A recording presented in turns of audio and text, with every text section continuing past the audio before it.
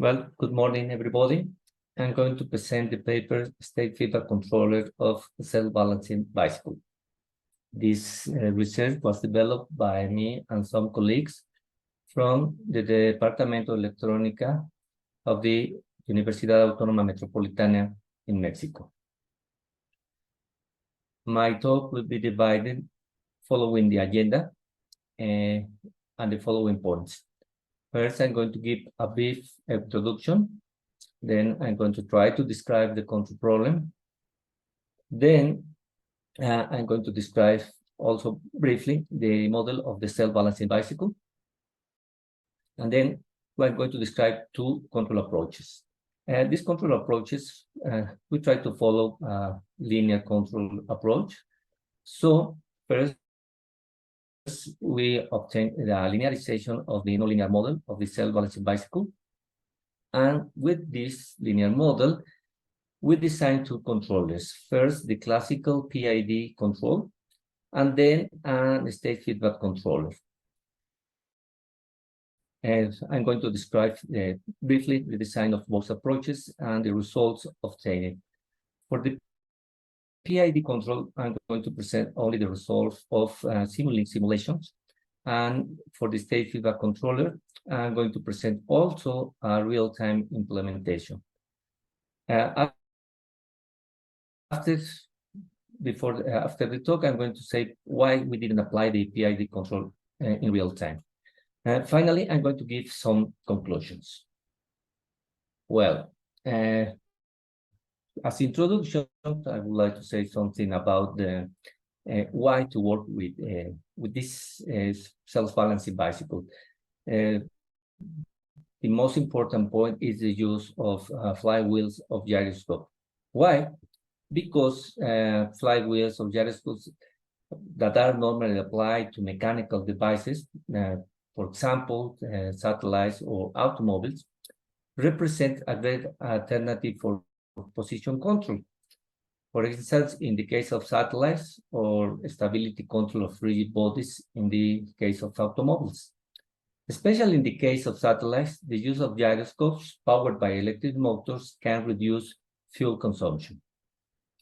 However, it is necessary, in order to apply successfully these kind of devices, to analyze the behavior of these kind of actuators when they are coupled to different kind of process, especially when the process is naturally unstable, as the self-balancing bicycle is. A good case of study, of course, is now to design a control system or a control scheme for the self-balancing bicycle. So, what is the control problem? The control problem is, I think, it's quite simple. By nature, bicycles are unstable, and the objective is to use the gyroscope or flywheel in order to stabilize the bicycle. But we have to remember that in order to maintain stability, in a normal case, this is done by steering the bicycle handlebars or by opposing forces on torques, but these are applied by the cyclist. So the objective is to use the flywheel in order to stabilize the bicycle. Okay, so this is the control problem. To control the sense of gyres of the flywheel, so torque can be applied to the bicycle in the right direction. So something that is important that we think has to be considered is to include not only the mechanical dynamics of the bicycle, but to include the dynamics of the electric motors. The motors will be essentially the actuator to the flywheel. The flywheel will be the device that generates the torques, the necessary torques. So we require to analyze the dynamics of the motors, especially if its time responses. I mean, if the motor's time responses is too large, we will have a great delay, so we won't be able to stabilize the bicycle. Well, The prototype used in this research, you can see this in this first figure. This is the bicycle, and in this part, this is the flywheel. In this case, this is the flywheel. This is the bicycle. And W represents the velocity of the flywheel, and this angle theta represents the lateral movement of the bicycle apart or away from the vertical axis. So the objective of control is to create a torque by controlling the velocity of the flywheel counterclockwise or clockwise. So a torque is produced in the right direction to maintain the verticality of the bicycle. Well, the self-balancing part of the self-balancing bicycle model required to define the following variables. Theta is the angle of inclination of the robotic of the bike with respect to the vertical axis. W is the angular velocity of the flywheel or reaction wheel. A is the axis of rotation of the inverted pendulum. In this case, the robotic bicycle. I think I have to clarify that we're going to treat this problem as an inverted pendulum. B is the center of mass of the robotic bicycle. Well, as I mentioned before, first we define the differential equation for DC motors. These are the classical differential equation for DC motors.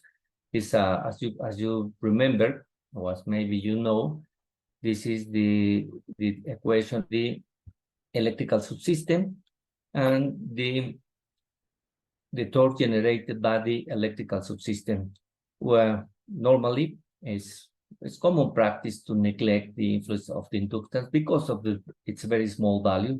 So we're going to approximate the torque generated by the electric motor by this expression. This expression will be coupled to the dynamics or the mechanical dynamics of the bicycle. This can be briefly expressed by this nonlinear differential equation. It was obtained by the Lagrange formula. Remember, the torque provided by the flywheel is given by this expression.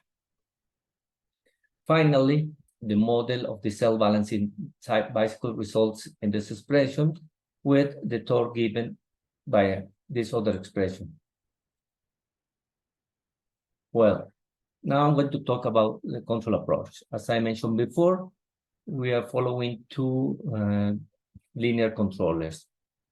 So in order to obtain a linearization, first of all, we choose as an equilibrium point, defining x1 equal to 0, x2 equal to 0, and x3 equal to 0, with or where x1 represents theta, x2 the theta rate, and x3 w. And we are going to assume the following parameters of the self-balancing bike. So we use these parameters. Well, these were provided by the constructor of the bicycle. Well, the linearization results in this state space representation, and with from this state space representation, we obtain this transfer function. And something that is important to notice from this transfer function is that, first of all, it is unstable, and as expected, it has a 0 at 0 and a negative gain. Well, now the PID approach. Well, as I mentioned, the transfer function GS is clearly unstable with a negative gain and a 0 at 0. As a first approach, PID controller was designed based on the rod locus strategy. The resulting PID controller is given by this transfer function, and this controller was designed in such a way that not only looking for closed loop stability, but we were looking also for time response of less than 1 second with minimum of oscillation. As the root locus of the open loop control system is given by this graph. As you can see, the main dynamics are given here. In order to have a better look of what's happening here, this is an approach. As we can see here, all the roots, all the poles, all the closed loop tubes are on the left-hand side, so the system is unstable. But as I mentioned before, we were looking for, as possible, time response of flex of 1 second and a minimum of oscillation. Well, this is the results based only on simulations. This is a simulation assuming perturbations of plus minus 6 degrees from the vertical position of the bicycle. And as you can see, these are the response of this angle. The controller is capable of keeping the angle of the bicycles around 0. This peaks represents only the perturbations. So we think this is quite a good response. Well, now a state feedback approach. Well, why state feedback approach? Because considering that all the state vector is available for feedbacks, state feedback controller is an obvious option. Also, it can offer an alternative to stabilize the bicycle without the need of canceling the zero of the system. I'm going to go back one zero. As you can see from the controller, the integral action of the PID controllers is going to create a direct cancellation or exact cancellation with the 0 at 0 of the transfer function. So in order to maintain stability using this controller, we require an exact cancellation that is quite difficult to achieve in reality. So that is why we consider that applying a state feedback controller could give a better alternative to achieve stability without the need of canceling the 0 of the system. Well, it's quite obvious from the state space representation of the system and its transfer function that the system is controllable. We perform the controllability analysis. The controllability matrix of the system is given by this expression, and substituting the parameters of the system and calculating the determinant of the controllability matrix, we could see from here, that the determinant is different from 0, so the system is controllable. After this analysis, we propose the control law, classical state feedback controller, with R a reference signal and K the state feedback K controller vector. Of course, we're going to define R equal to 0. We want to keep, as I mentioned before, the angle of the lateral motion of the bicycle equal to 0. The closed loop, as is very well known, is given by this state space representation, and following the pole assignment that we can obtain by defining K, the pole assignment was chosen following these poles, -10, -5, and -1. I have to mention that we define these closed loop poles. We want to keep dominant poles at -1, at -1, and two non-dominant poles at -5 and -10. So these poles were also chosen in order to maintain the input signal of the process below saturation values, that is ±12 volts. The resultant controller, vector gain controller, is given by this expression. Well, the figure of the software configuration provided by Arduino for the operation of the bicycle, well, has the advantage that the state space feedback controller can be easily implemented. So the software configuration was developed using MATLAB Simulink with a sampling time of 0.01. Well, this is an image of the program from MATLAB Simulink. Well, these are the results obtained. These are results obtained by applying the state feedback controller. Results. Well, the first graph in red represents the angle theta. And so, as you can see here, the bicycle is kept around the 0 degrees.